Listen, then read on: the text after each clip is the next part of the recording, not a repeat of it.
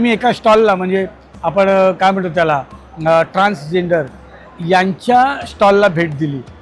असं स्टॉल आपण बघतच नाही कुठे.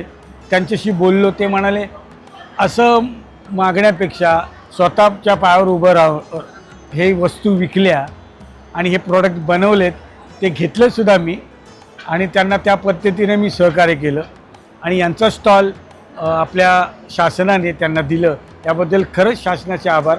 ते स्वतःच्या पायावर उभे राहतात. हे खूप वेगळी स्टॉलची संकल्पना आणि त्यांच्याशी भेटलो, बोललो, हे वेगळा आनंद घेऊन चाललो आहे मी खरं तर. आणि फूड कोर्ट जो आहे, खायचं जेवढं आहे, तापमान किती वाढतं आहे तुम्हाला माहिती आहे. हे अख्खं सरस एक्झिबिशनचं जे काही बांधकाम आहे हे सगळं AC आहे आणि फूड कोर्टसुद्धा AC आहे.